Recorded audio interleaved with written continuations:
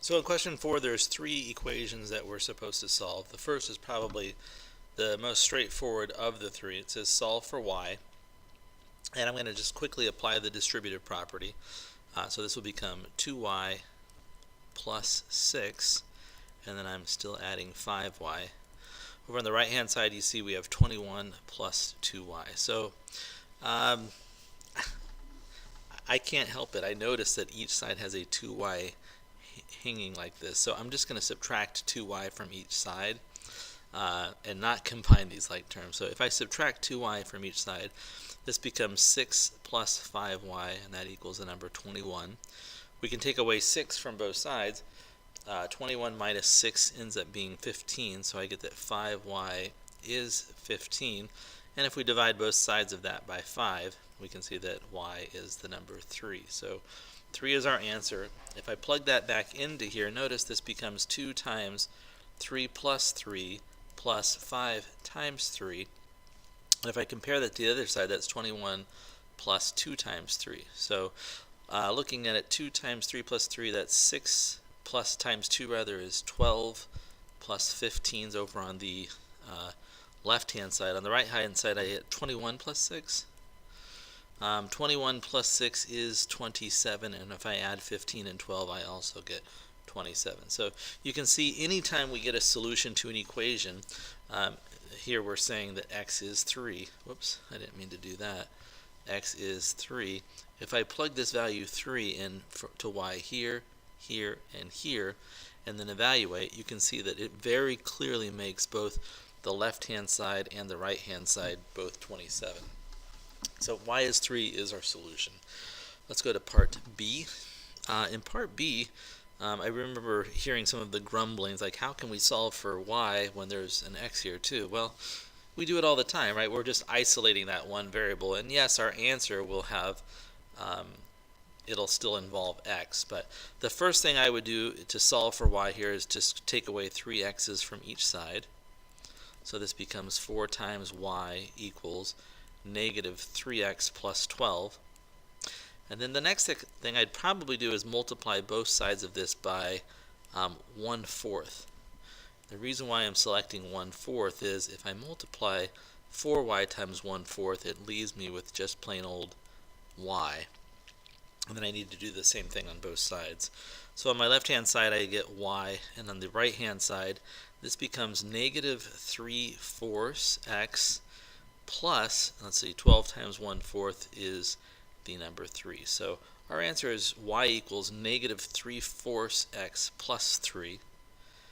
And then the final problem we have involves quite a few fractions, right? And there's different things in the denominators there. So I'm going to rewrite this 3/4 plus 2 over y, and then that equals 5 halves. We discussed this in class, and the thing that we ended up doing in class was we multiplied both sides of this equation by 4 times y, 4y. And I'll write 4y over 1. It's fine if you don't put that, but because you know this right here already has 2 factors of 2 in it. That's 2 times 2, so that's totally going to take care of this denominator. But we do need a y also. So if we multiply both sides by 4y, it should neutralize all of these fractions. Again, the idea is this method we call fraction busters. And I'm going to be real explicit and write this out. So this actually would become a 4y times a 3 over 4 plus a 4y times 2 over y, and that would equal 4y times 5 over 2. So to be real clear, look what we're doing here. We're pushing this factor of 4y on both the left and the right hand side. So you can see both terms on the left hand side picked up a 4y, and the single term on the right hand side picked up the 4y factor. So because we multiplied both sides by the 4y, we haven't changed this truth statement, right? If this is true, right, then it turns out this is true as well. So now we simplify these, and we did this in class, but 4y times 3 over 4 is simply 3y. And if you don't believe me, take a look, think about it, right? What's 4 times 3? It's 12. What's 12 divided by 4? It's 3, and there's still a factor of y there. So it's simply 3y. The next thing ends up becoming just the plain old the number 8. And then that's going to equal, let's see, 4 times 5 is 20, divided by 2 is 10. Or you can think about it as 4 divided by 4 divided by 2 is 2 times 5 is 10. So it's 10y. If we take away 3y from both sides, we get that 8 is 7y, and then finally we'll divide both sides by 7. So 8/7 is the value of y. And I just want to show you that I did check this using my calculator. Notice that we got that the answer was 8/7 right here. And if I take and I plug 8/7 in for y, this is what it looks like on my calculator.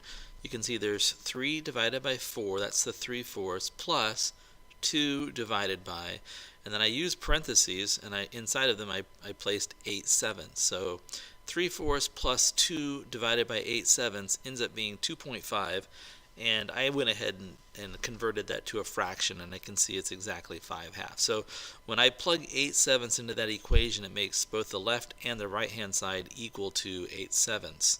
I'm sorry, 5/2.